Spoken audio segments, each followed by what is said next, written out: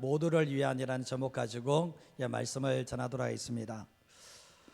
저는 이제 참된 예배자를 보기 원해요. 정말 원합니다. 제가 예배자가 예배드리는 예배, 그게 정말 주님이 원하시는 예배거든요. 때때로 보면 우리가 신앙생활 할 때 보면 이 예배가 얼마나 소중한지를 깨닫지 못할 때가 참 많다고 생각해요.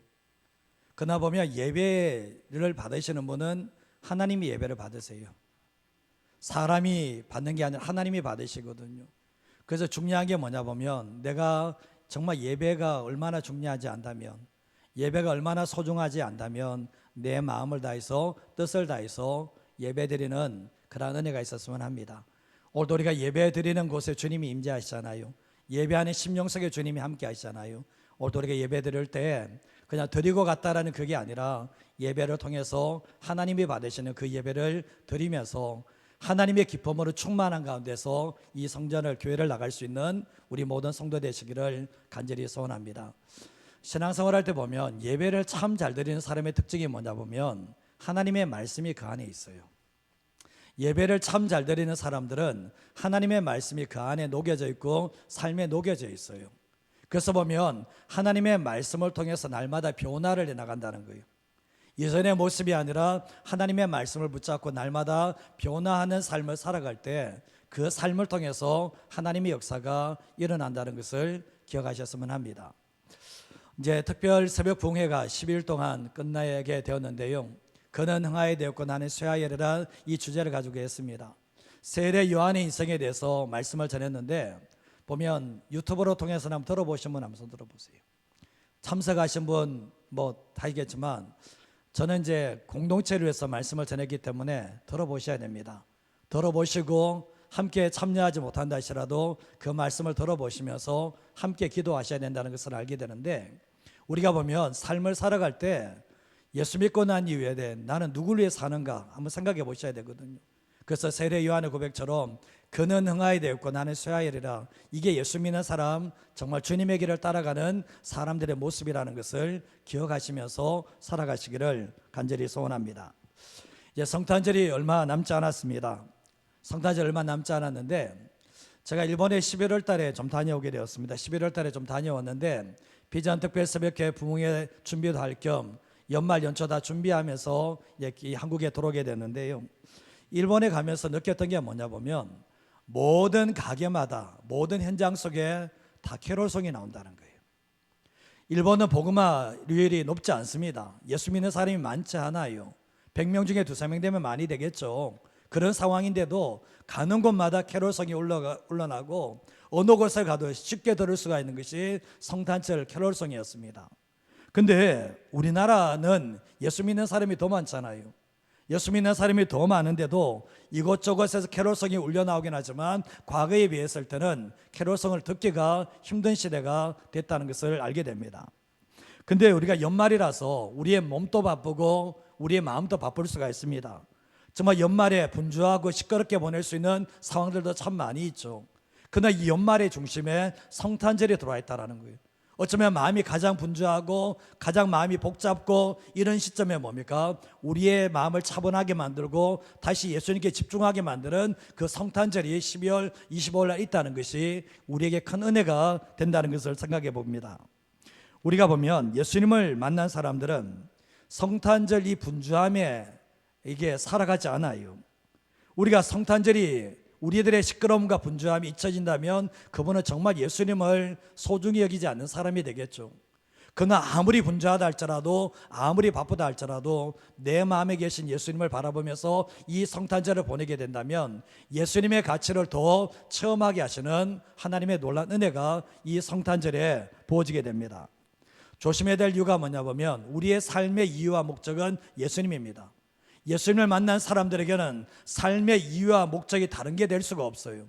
예수님 한 분만으로 충분하게 되는데, 그래서 우리가 성탄절에 누구를 많이 기억하는가, 누구를 많이 떠올려야 되고 누구를 더 많이 묵상해야 되는가, 예수님에 대해서 더 많이 묵상하고 생각할 수 있는 그러한 성탄절이 되시기를 바랍니다. 많은 사람들이 보면 바쁜 일상 속에 살다 보니까 예수님을 잃어버릴 때가 많습니다. 예수님을 잃어버리고 살 때가 많이 있거든요. 내 삶을 살아갈 때 예수님을 잃어버리고 살아간다는 그 자체가 비극입니다. 그게 삶의 비극이에요. 나를 구원하신 그 예수님을 잃어버리고 삶에 치우쳐서 살아간다는 그 자체가 얼마나 무서운지를 생각해 보셔야 되는데, 이스라엘 백성들이 삶을 살아갈 때 보면 절대로 잃어버리지 않을 대상 하나님을 잃어버리는 삶의 모습이 있거든요. 우리의 삶을 살아갈 때도 꼭 기억하셔야 될 것은 항상 내 마음의 중심에, 내 삶의 중심에 예수님을 자리 잡고 살아갈 수 있는 하나님의 사람 되시기를 간절히 소원합니다. 요한복음 1장 14절 말씀에 보면 같이 한번 읽어볼까요? 말씀이 육신이 되어 우리 가운데 가심에 우리가 그의 영광을 보니 아버지의 독생자의 영광이요 은혜와 진리가 충만하더라. 요한복음 1장 1절 말씀에 보면 태초에 말씀이 계시니라. 이 말씀이 하나님과 함께 계셨으니 이 말씀은 곧 하나님이라고 말씀하셨거든요. 이 말씀이 누구를 이야기하는가? 예수님을 이야기하고 있어요.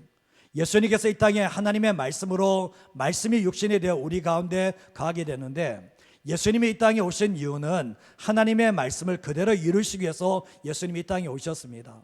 근데 예수님께서 아버지의 독생자의 영광이고 은혜와 진리가 충만하신 분이 바로 예수님이라고 말씀하는데, 우리에게 은혜의 통로가 되고 진리의 통로가 되시는 분이 누구인가? 바로 예수님이라는 것을 알게 됩니다.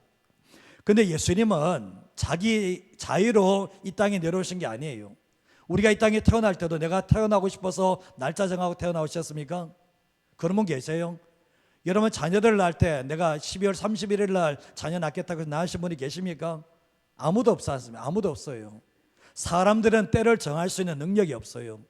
예수님이 이 땅에 오실 때도 자기가 이 땅에 내려오고 싶어서 그날 정해서 내려온 것이 아니라 하나님의 정하신 때에 인간의 몸을 입고 이 땅에 탄생을 하셨는데, 근데 예수님께서는 참 하나님이시고 참 인간이시다는 것을 말씀하고 계십니다.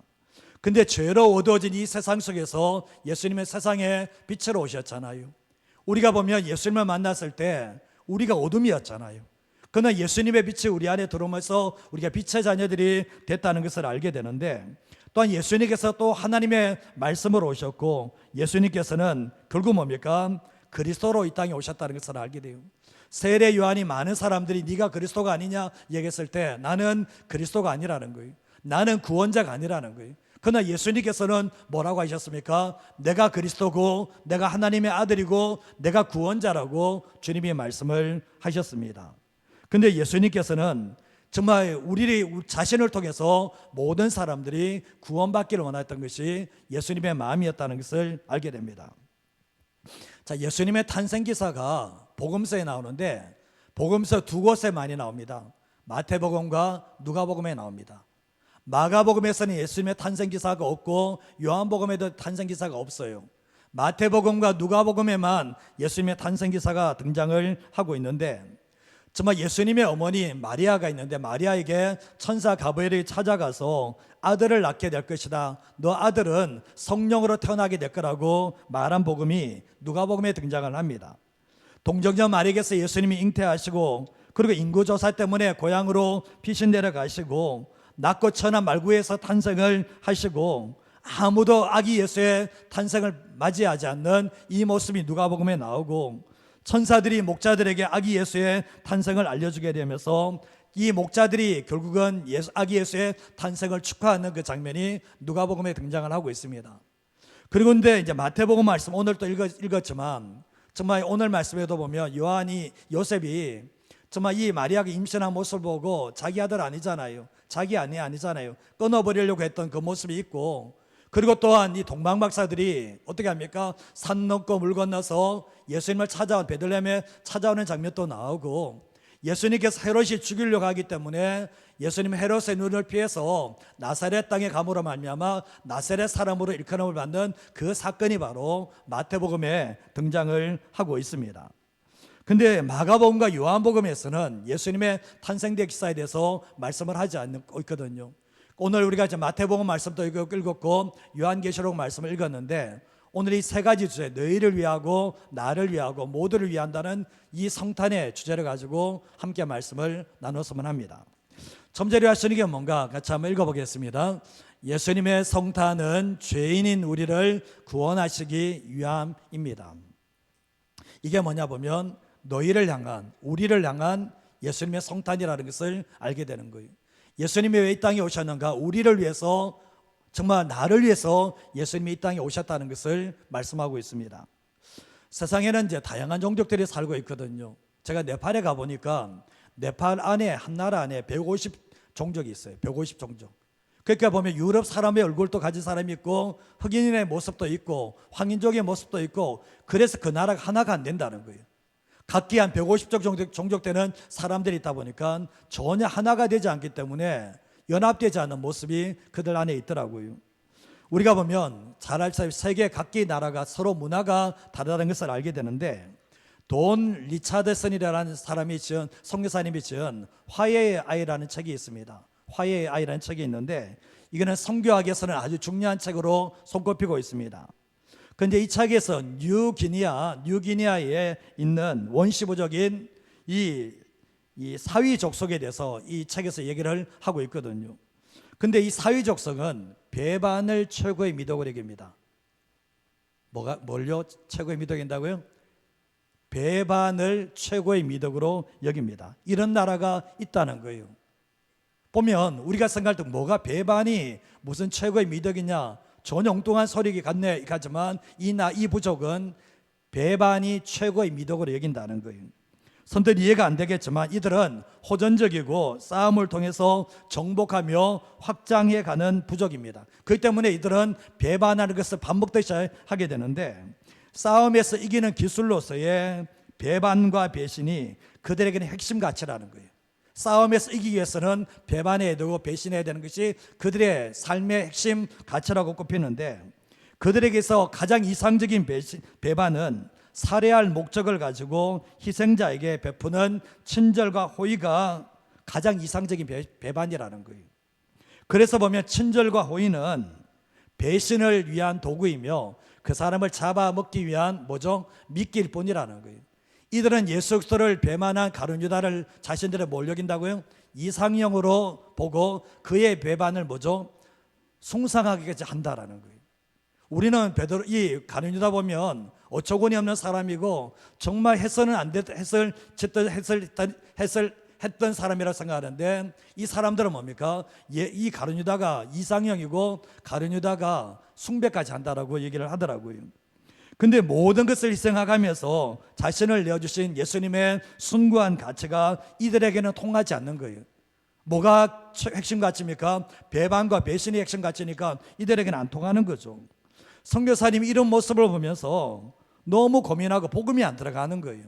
복음이 안 들어가서 고민하게 됐는데, 그러던 중에 어느 날 이 선교사님이 때마침 이 사위 부족들 간에 벌어진 싸움이 일어나게 되었습니다. 싸움이 일어났는데 그 싸움을 통해서 쌍방이 많은 사람이 희생을 당하게 되고 두 부족이 너무나 어려움을 당했는데, 근데 이 전쟁을, 부족들 간에 이 전쟁을 끝이고자 하는 의식이 있다는 것을 알게 되면서 선교사님이 중재를 하게 됩니다. 거기 가서 중재를 하게 되는데, 어떤 중재가 되나 보면 먼저 화해를 제안한 부족의 추장이 자신의 갓난 아기를 상대방 추장에게 넘겨주는 거예요.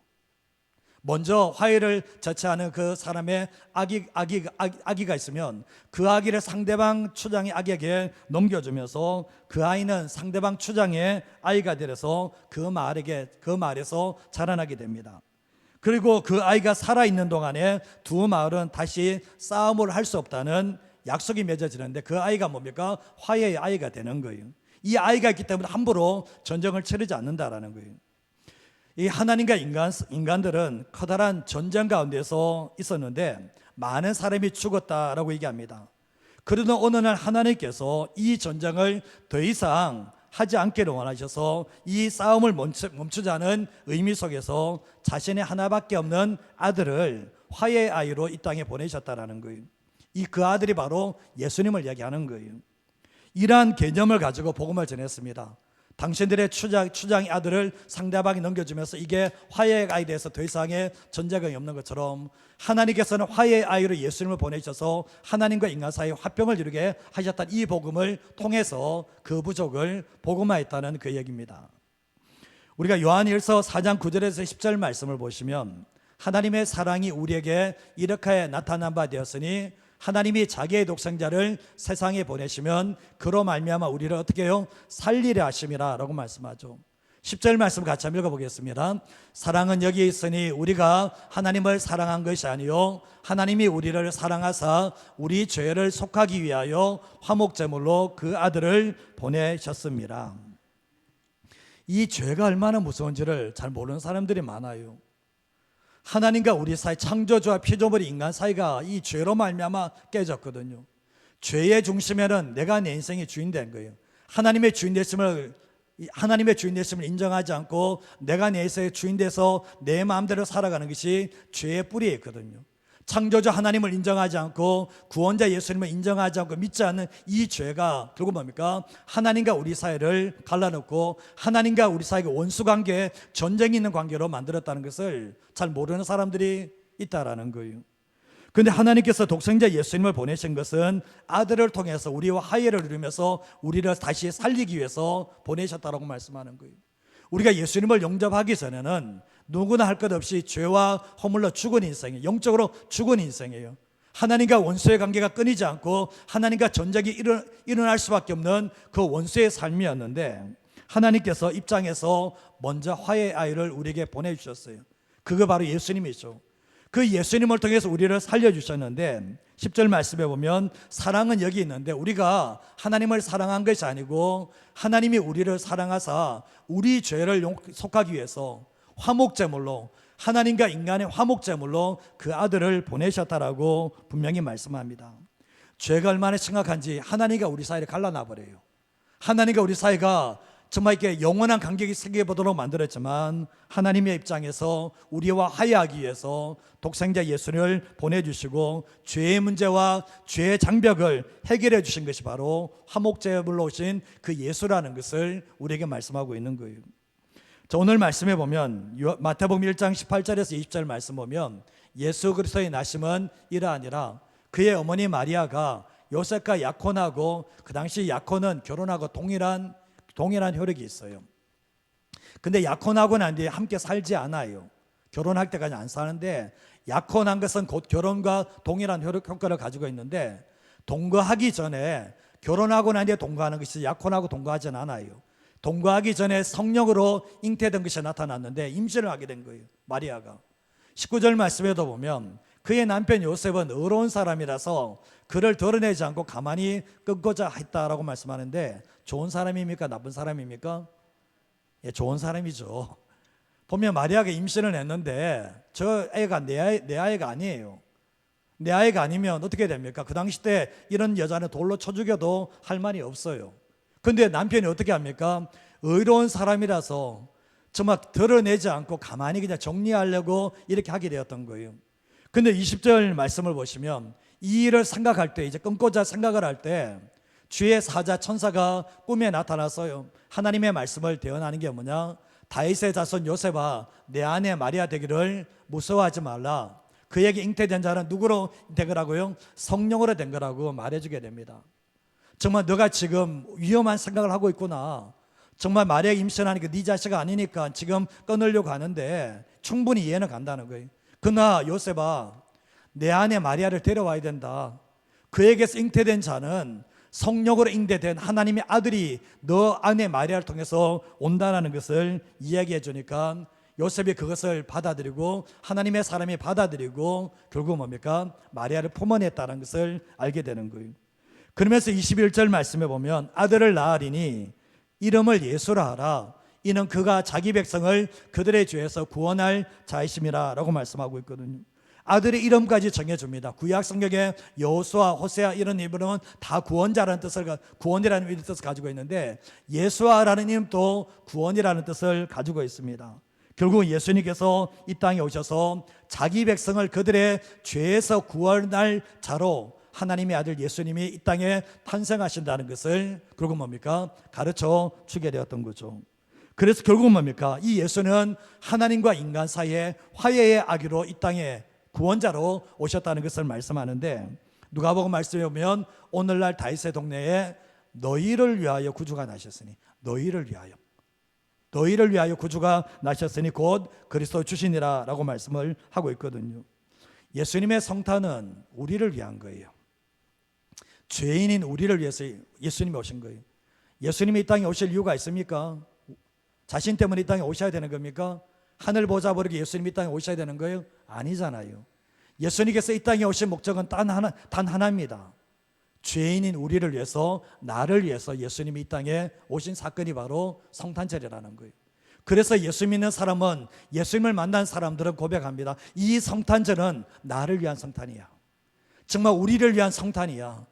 내가 죄로 말미암아 죽었던 영혼을 나를 살리기 위해서 예수님이 이 땅에 오셨다는 것을 알기 때문에 이 성탄의 가치가 영원한 가치가 있다는 것을 예수님을 만난 사람들은 알게 되는 거예요.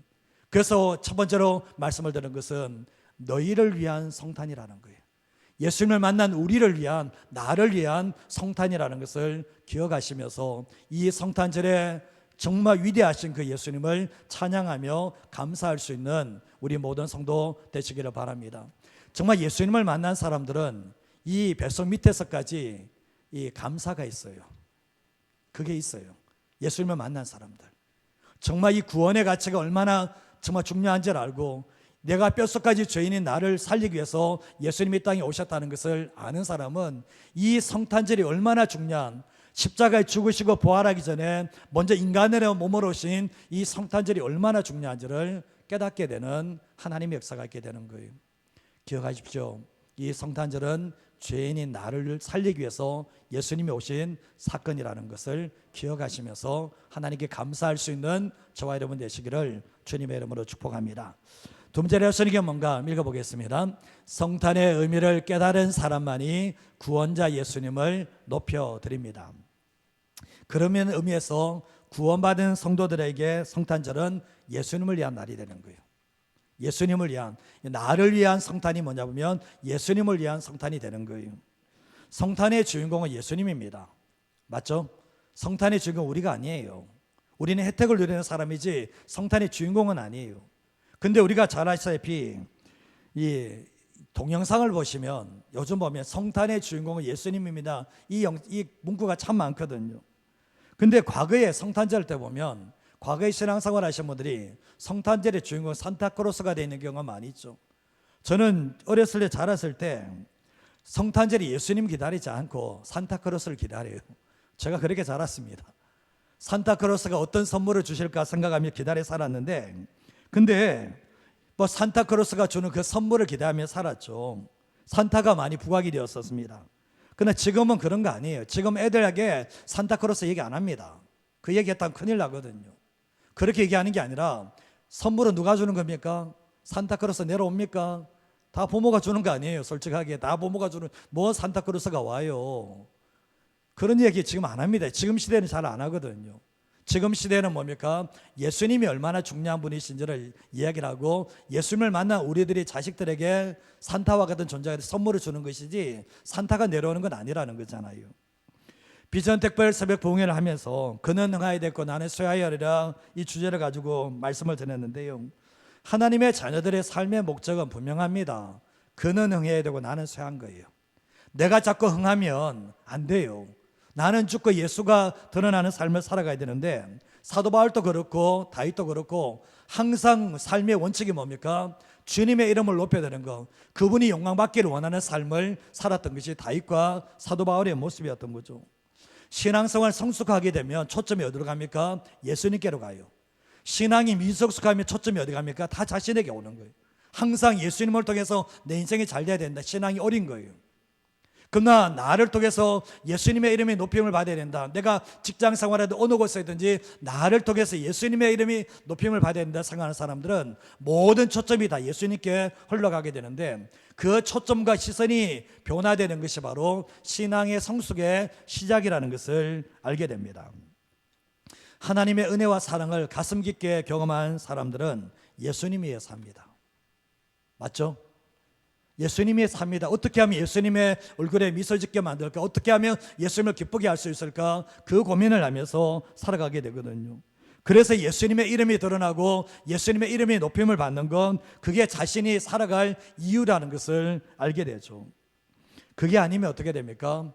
예수님을 통해서 내 자신이 높임 받기를 원하고 예수님을 통해서 내 인생이 잘 되기를 원하는 삶을 살게 되는데, 이거는 정말 성탄의 의미를, 구원을 받고 난 성탄의 의미를 제대로 아는 사람들은 이렇게 살아가지 않는다는 거예요. 자, 우리가 예수님의 탄생 사건이 어떤 의미를 가르치는지 아실 건데, 우리가 여기서 성탄의 의미를 안다라는 것은 머리로 하는 게 아니에요.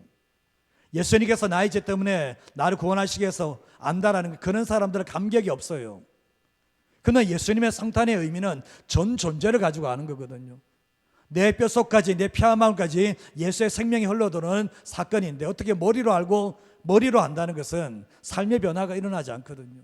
그러나 예수님의 사건이 내 안에 녹아져 들어올 때 내 삶이 결국 뭡니까? 예수님이 나를 살리기 위해서 자기 생명을 주셨다면, 내가 구원받았다면, 내가 이 땅에서 내 존재를 바쳐서 살아갈 대상이 누구인지를 정확하게 알면서 살아갈 수 있는 사람이 진짜 구원의 의미를 아는 사람이라고 말할 수가 있는 거죠. 구원이 얼마나 중요한지 아십니까?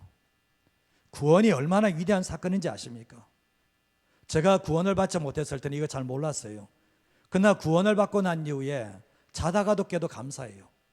일어나면 나 같은 죄인이 구원받아서 내가 하나님의 자녀가 됐고, 내가 하나님의 생명이 내 안에 있다는 그 하나만이 내 인생을 정말 행복하게 만들었거든요.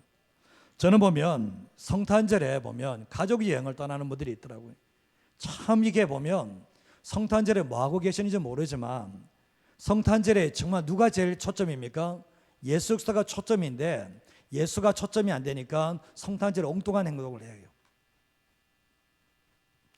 참 보면 이게 우리의 삶 속에, 이렇게 지금은 과거의 믿음의 선배들은 이런 모습은 아니었거든요. 근데 어느 순간에 이 성탄절 또한 자기를 위한 성탄이 됐고, 가족 여행을 위한 성탄이 될 수 있는 이런 위험 요소가 우리 지금 이 시대에 버젓이 존재하고 있다는 거예요. 보면 이 예수님의 성탄이 나를 위한 성탄이다, 너희를 위한 성탄이라는 것을 아는 사람만이 예수님을 위한 성탄을 보낼 수가 있는 거예요. 정말 예수님의 가치를 알고 성탄절을 보내게 되는데, 성탄은 믿지 않는 사람들처럼 즐기기 위한 것은 아니에요. 예수 믿지 않는 사람은 성탄의 의미를 몰라요. 예수님이 십자가에 죽으시고 부활하시 이 땅에 오신 그 성탄의 진정한 의미가 모르기 때문에 그냥 젊은이들이 행복한 시간 보내는 그것만으로 생각을 하고 있거든요. 그러나 예수님을 만난 사람들은 성탄절을 절대로 가볍게 여기지 않아요. 내게 생명 주시기 위해서 이 땅에 오신 분이 바로 예수님이시고, 그 성탄절에 어떻게 보내야 되는지 예수 믿는 사람은 충분히 알 수가 있게 됩니다. 그래서 예수님을 예배할 수밖에 없고 예수님을 경배할 수밖에 없다라는 거죠. 우리가 동방박사들처럼 정말 왕으로 계신 예수님을 찾아와서 황금과 유향과 모략을 드려야 한다는 건 아니에요. 그러나 이들 또한 뭡니까? 메시아를 모르잖아요. 이 동방박사 메시아를 모르지만 큰 별을 따라서 왕으로 나시니가 베들레헴에 왔다는 것을 알고 찾아와서 황금과 유향과 모략은 최고의 예물이거든요. 그 예물을 올려드리게 되었잖아요. 그러면 우리가 이 성탄절 보내면서 그 성탄이 나를 위해서 예수님이 오셨다는 것을 믿는다면, 예수님께 온 마음과 정성을 다해서 주님을 찬양하는 것이 바로 예수 믿는 사람들의 바람직한 모습이라는 거죠. 자, 오늘 요한계시록 1장 5절과 6절 말씀을 보시면, 충성된 정인으로 죽은 자들 가운데서 먼저 나시고 땅의 임금들의 머리가 되신 예수 그리스도로 말미암아 은혜와 평강이 너희에게 있기를 원한다 얘기하거든요. 우리를 사랑하사, 그 사랑의 증거가 뭐냐면 그의 피로서 우리 죄에서 우리를 해방해 주셨다라고 말씀하시며, 그의 아버지 하나님을 위하여 우리와 나라와 재산을 삼으신 그에게 영광과 능력이 세세토록 있기를 원한다 하면서 아멘하는 모습을 보게 됩니다. 예수님은 5절 말씀에 보면 하나님의 충성된 증인으로 이 땅에 오셨어요. 예수님이 십자가와 죽음과 부활이 있기 전에 뭐가 있습니까? 예수님의 성탄이 먼저예요. 죽으시기 위해서는 먼저 이 땅에 탄생하시는 모습이 있어야 되는데, 하나님은 이 예수를 만물의 주인으로, 만물의 어됨으로 교회의 머리로 세우셨다는 것을 알게 됩니다. 그분이 우리를 사랑하기 때문에 그의 죽음, 그의 피로 말미암아 우리를 죄에서 해방하시고 난 이후에 예수님은 하나님 아버지를 위하여 우리를 나라와 하나님 나라와 제사장으로 삼으셨다라고 말씀을 하면서, 그렇기 때문에 그에게 모든 영광과 능력이 세세 있도록 찬양을 올려드리는 것이 예수 믿는 사람, 예수님을 만난 사람들의 모습이 되어야 된다는 것을 말씀합니다. 우리가 되돌아보면 모든 영광을 주님께 올려드릴 수밖에 없는 이유가 뭐냐? 예수님의 구원의 의미를 알고 구원을 경험한 사람들이 이렇게 할 수 있다는 것을 알게 돼요. 신약 시대에 보면 예수님의 마음을 따뜻하게 만들었던 사람들이 많아요. 예수님의 마음을 따뜻하게 했던 사람들이 많은데 그 중에 대표적인 인물을 한 사람 꼽자면 이 향료컵을 벗던 마리아의 모습입니다. 예수님께서는 복음이 전파되는 곳에 이 여자의 행한 일도 전파될 거라고 주님이 말씀을 하셨거든요. 근데 예수님께서 이분이 마리아가 예수님께서 하나님의 아들로 오셨다는 것, 그리고 자신을 사랑하고 자기를 위해서 십자가에 죽으신다는 그 사실을 듣게 되면서 아낌없이 자기의 향료값 전부를 부어드리는 일들이 일어나게 되었죠. 근데 결국은 뭡니까? 오직 한 분 예수를 위해서 자기의 모든 것을 희생하는 그런 모습을 보게 되는데, 이 마리아는 뭡니까? 예수님이 이 땅에 오시고 십자가에 죽으시는 모든 사건이 다 자기를 위한 사건으로 여겨진 거예요. 다 자기를 구원하기 위해서 이런 것을 알았기 때문에 예수님을 위해서 자기의 전부를 해도 아깝지 않았던 것이 이 마리아의 신앙이었다는 것을 알게 되잖아요. 예수님께서 이 땅에 오신 것은, 예수님이 이 땅에 오실 이유가 뭐가 있습니까? 예수님께서 죄인인 우리를 위해서 이 땅에 오실 이유가 뭐가 있습니까? 자기가 죄인도 아닌데. 그러나 예수님께서 이 땅에 오셔서 십자가에 죽으신 그 이유가 결국 뭡니까? 우리를 구원하시기 위함이고, 구원받은 성도들이 이 성탄절에 주인공이 예수님이시고 예수님을 위한 성탄이 되기 위해서 결국은 예수님이 죽으셨다는 것을 알게 돼요. 예수님을 만난 사람들에게 이 성탄절의 주인공은 예수님이세요. 예수님을 위해서 성탄절이 있는 거예요. 내 가족끼리 여유시간 보내고 그 하기 위해서 성탄절이 있는 게 일본이 아니에요. 이 성탄절이 있는 게 예수님을 만난 사람들에게는 주님을 위한 날이 바로 주님의 이 땅에 오신 날을 축하하고 경배하는 날이 성탄절이라는 것을 기억하시면서 살아가시길 바랍니다. 주객이 바뀌면 안 돼요. 예수님을 믿지 않은 사람들은 성탄절은 그들에게는 의미가 없어요. 사실은 그런 큰 의미가 없어요.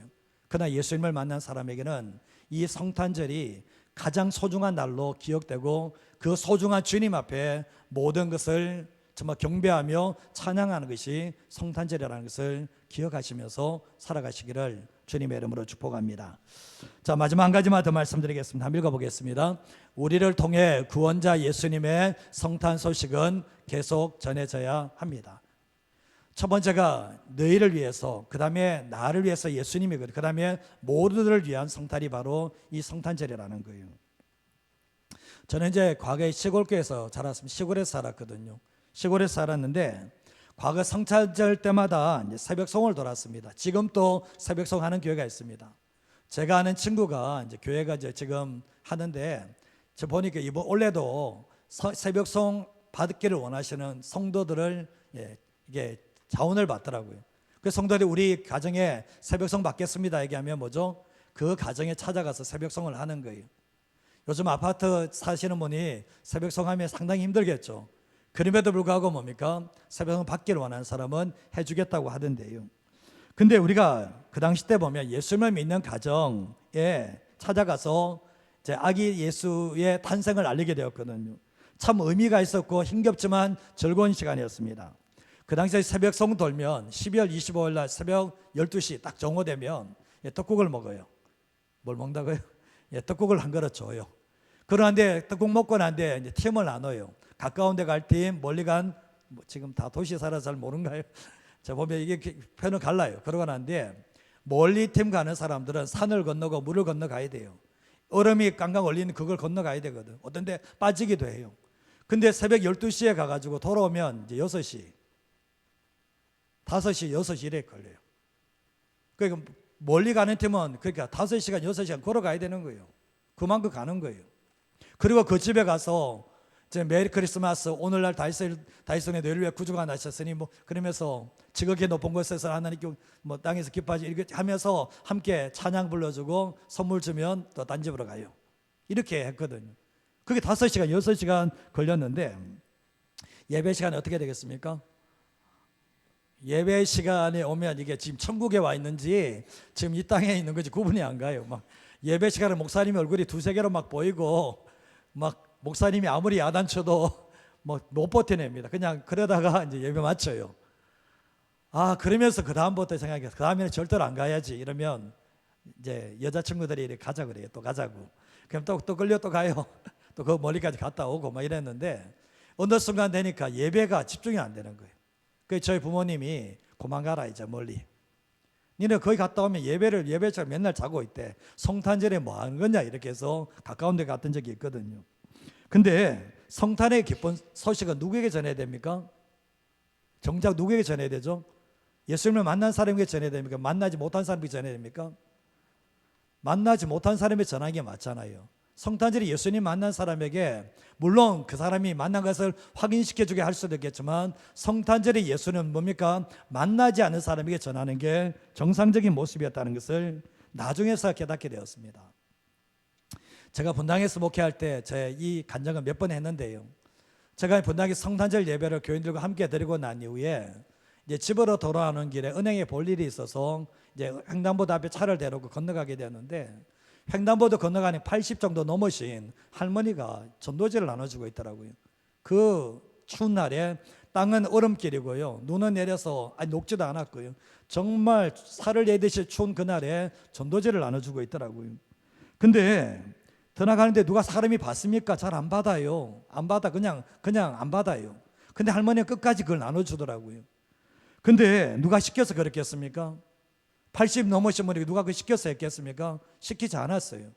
그분이 성탄에 오신 그 구원의 감격이 없는데 그 전도지 가지고 나눠주겠습니까? 남은 인생 얼마 남지 않았지만 내가 만난 그 예수를 다른 사람에게 말은 잘 못하지만 이 전도지에 다 실려져 있으니까 그걸 나눠주면서 예수님 믿으시라고 성탄절에 대해서 얘기를 하더라고요. 주님이 원하는 게 뭡니까? 우리끼리의 성탄인 겁니까? 주님께서 우리가 구원받았으니까 우리가 함께 모여서 예배드리면서 주님의 성탄을 축하하고 경배하는 것 이걸로 끝나기를 원하시겠습니까? 그건 아니라는 거예요. 그 목적이 아니라 뭐죠? 성탄절에는 내 주변에 예수 만나지 못한 사람들, 예수 믿지 못하는 사람들에게 이 성탄이 오신 이유가 예수님이 이 땅에 오신 이유를 전파해 주는 것이 바로 진정한 성탄의 의미라는 것을 알게 됩니다. 로마서 10장 9절과 10절 말씀을 보시면 내가 만일 내 입으로 예수를 주로 시인하며 또 하나님께서 그를 죽은 자 가운데서 살리신 것을 내 마음에 믿으면 구원을 받는다. 이게 얼마나 믿기 어려운 사실인지 아십니까? 저 교회에 오래 다녔지만요, 이것만큼 믿어지지, 성령께서 역사하지 않으면 이건 못 믿어내요. 믿을 수가 없어. 정말 그렇습니다. 예수님을 나의 인생의 주인으로 시인하는 것, 주인으로 시인하면 삶이 나와야 되거든. 삶이 없는데 주로 시인하는 것은 그건 거짓말이에요. 하나님께서 예수님을 죽은 자 가운데서 살리신 것을 내 마음에, 내가 죄인인데 내 죄 때문에 예수님이 이 땅에 오시고 십자가에 죽으시고 부활하신 것을 믿는 것이 인간의 머리는 못 믿어요. 인간의 머리로 이게 믿어지지가 않아요. 이해는 할 수 있겠지 모르지만, 자주 들으면 이해는 할 수 있겠지만 믿어지는 것은 다른 문제예요. 근데 10절 말씀에 보면 사람이 마음으로 믿어 의에 이르고 입으로 시인하여 구원에 이른다라고 말씀하고 있는데, 마음에 믿어져야 입으로 시인이 되는 거예요. 그 당시 때 예수님을 믿는 사람들이 내가 예수님을 구원자로 믿습니다 이러면 죽을 수 있어요. 황제가 주인인데 예수 이름을 나 인생의 주인으로 모시면 사자굴에 던지고 화형당하고 이런 일이 있었는데, 많은 사람들이 지난번에 특별새벽 봉회도 봤지만 자기가 예수님을 만났음에도 출교당할까 싶어서 말 안 해요. 근데 그게들이 뭡니까? 하나님의 영광보다 사람의 영광을 더 추구했다라고 말씀을 하고 있거든요. 그만큼 예수님을 만난 것이 위대한 사건이고, 그 당시에 예수님을 만나고 카타콤에 들어가고 예수님을 만나고 죽을 현역에 있다 할지라도 내가 만난 예수를 숨기지 않았다는 것을 알게 됩니다. 로마서 10장 13절에 15절 말씀에도 보면 누구든지 주의 이름을 부르는 자는 구원을 받는다라고 말씀하고 있거든요. 예수님이 나의 구원자 되심을 믿는 사람은 구원을 받게 되는데, 그들이 믿지 아니하는 자를 어찌 부르리요? 듣지도 못한 일을 어찌 믿으리요? 전파하는 자가 없이 어찌 들으리요? 보내심을 받지 아니하였으면 어찌 전파하리요? 기록됨보다 아름답도다 좋은 소식을 전하는 바리와 함과 같다라고 말씀하고 있거든요. 주님은 누구든지 주의 이름을 받는 사람은 구원을 받는데 믿어야 돼요. 믿으려면 어떻게 됩니까? 믿으려면 누군가 전해줘야 돼요. 듣지도 못한 것을 어떻게 믿냐는 거죠. 근데 들으려면 어떻게 됩니까? 또한 전파하는 사람이 있어야 듣게 되는 거잖아요. 전파하는 사람이 있어야지. 근데 전파하는 사람이 있으려면 하나님이 보내신 사람이 있어야지 그럼 뭡니까? 그 사람에게 전파를 할 수 있다라고 말씀을 하고 있는 거예요. 우리의 삶을 살아갈 때 내 주변에 복음을 전해주는 사람이 없는데 어떻게 예수님을 믿어요? 내 주변에 나에게 예수님의 구원자라는 것을 전해주는 사람이 없는데 어떻게 믿을 수 있냐는 거죠. 그럴 수가 없는 거죠. 그래서 하나님께서 우리를 보내셔서 그것을 듣게 하시고 믿게 만드는 것이 이 땅에 구원시키는 하나님의 방법이라는 것을 알게 되죠. 가장 아름다운 발은 결국 뭡니까? 복음을 전하는 발이 가장 아름답다라고 말씀을 하고 있잖아요. 그러면서 로마서 10장 17절 말씀에 보면 그러므로 들음은 믿음에서 나며 들음은 그리스도의 말씀으로 말미암는다. 이것을 전해주고 그 사람이 성령께서 역사하실 때 믿게 되어지는 역사가 있게 되는 거예요. 누가복음 2장 9절에 11절 말씀을 보시면 주의 사자가 곁에 서고 주의 영광이 그들을 두루비침에 크게 무서워합니다. 이게 이제 천사들이 목자들 찾아가는 장면이거든요. 10절 말씀에 보면 천사가 말합니다. 무서워하지 말라. 보라, 내가 온 백성에게 미칠 큰 기쁨의 좋은 소식을 너희에게 전한다 얘기하면서 오늘 다윗의 동네에 너희를 위하여 구주가 나셨으니 곧 그리스도 주시다라고 말씀하고 있거든요. 보면 목자들이 아기 예수가 탄생하는 거 알았습니까? 몰랐습니까? 전혀 몰랐죠. 누가 가르쳐 줍니까? 주의 천사가 가르쳐 주잖아요. 주의 천사가 목자들을 아기 예수가 있는 곳으로 안내를 하게 되잖아요. 근데 결국 뭡니까? 목자들이 아기 예수를 보고 나는데 목자들의 사명은 또 뭡니까? 천사들은 목자들에게 말해주고 목자들은 뭐죠? 자기가 예수님 만난 것을 다른 사람에게 또 말해주는 거죠. 그러면서 아기 예수가 이 땅에 오셨다는 것을 계속해서 말하도록 만들어 주셨던 거죠.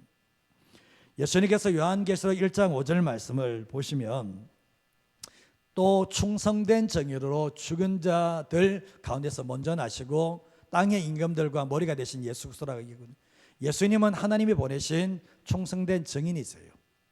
예수님 자신이 뭡니까? 충성된 증인으로 이 땅에 오셨다라고 말씀하고 있고 사도 요한은 자신의 충성된 증인 그거라고 자신이 말씀하고 있거든요. 그러면 우리에게 바라는 게 뭘까요?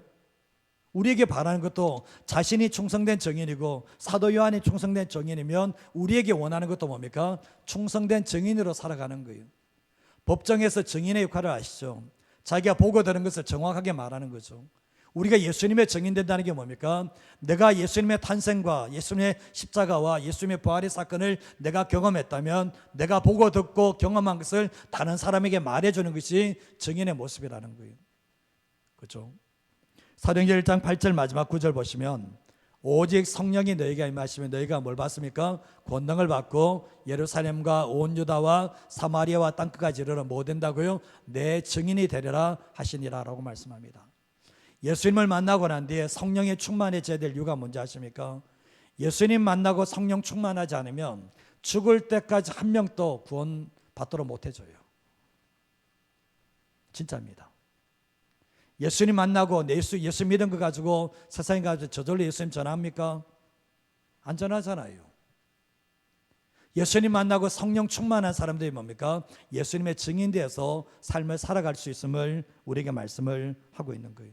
그러나 십자가와 부활의 증인만으로 살아가는 게 아니라 뭐죠? 예수님께서 이 땅에 오신 탄생의 그 증인으로도 살아가게 된다는 것을 우리에게 말씀하고 있는 겁니다. 자, 그래서 뭡니까?